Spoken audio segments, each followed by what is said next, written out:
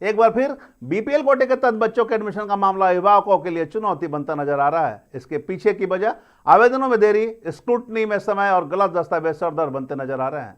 इससे बिचौलियों की संलिप्तता और कुछ अभिभावकों की गलती भी सामने आई है। नमस्कार, मैं धीरेन्द्र और आप देख रहे हैं मिरर मीडिया। एक बार फिर जिले के 83 स्कूलों में बीपीएल कोटे के तहत नामांकन का मामला अभी अधर में लटका हुआ है। जुलाई महीना समाप्ति की ओर है, ऐसे में सत्र भी 4 महीना विलंब हो चुका है। 1552 सीटों के लिए लगभग 2000 आवेदन प्राप्त हुए हैं। हालांकि अधिकांश प्रमाण पत्र में गलत दस्तावेज जमा करने की बातें सामने आई है, जिसके कारण समस्या उत्पन्न हुई है। पूरे मामले पर उपायुक्त आदित्य रंजन ने बताया कि स्क्रूटनी में गलत दस्तावेज मिले हैं, जिससे समस्या उत्पन्न हो रही है। अभिभावकों को भी सजग होने की जरूरत है, तभी प्रक्रिया सरल हो सकेगी।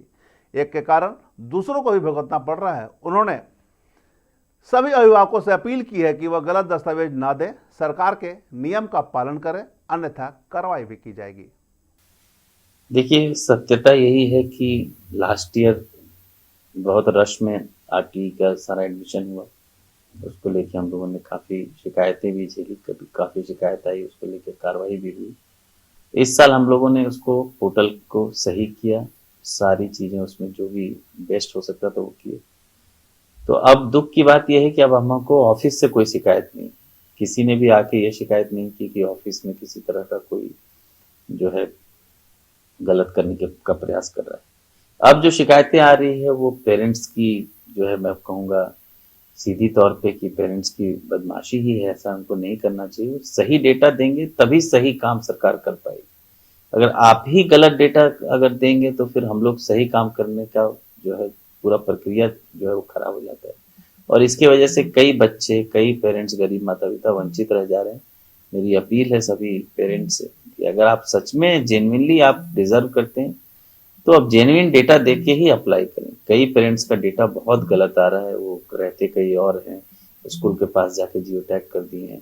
ऐसा काम उनको नहीं करना चाहिए। मेरे हिसाब से उन्होंने बहुत गलत किया। बाकी हम लोग अपने ऑफिस स्तर से इन सबको चेक करेंगे, और अगर ऐसा कुछ डेटा मिलेगा, अगर किन्हीं के द्वारा ये गलत भरा गया होगा और जानबूझ के भरा गया होगा, तो हम लोग उस पेरेंट को, उस बच्चे को आरटी नामांकन से हमेशा के लिए उस फैमिली को बाहर कर देंगे। उनके नेक्स्ट बच्चे को भी हम लोग अलाउ नहीं करेंगे।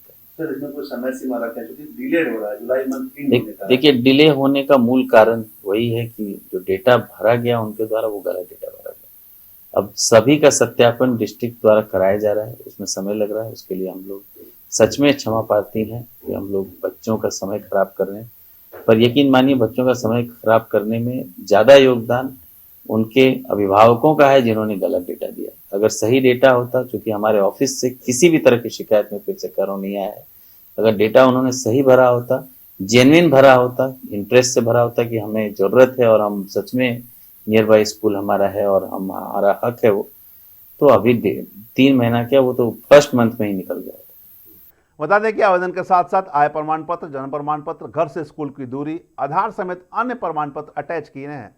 स्क्रूटनी में अधिकांश प्रमाण पत्र गलत पाए गए हैं, जिसके कारण विलंब हो रही है। अब विभाग ने 30 जुलाई तक दस्तावेजों को दुरुस्त करने का समय दिए हैं।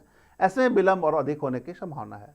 अब विभाग कितनी जल्दी प्रक्रिया पूरी करता है और नामांकन के लिए लिस्ट जारी करता है, यह देखना होगा। तमाम इससे जुड़ी खबरों से लगातार आपको अपडेट करवाते रहेंगे।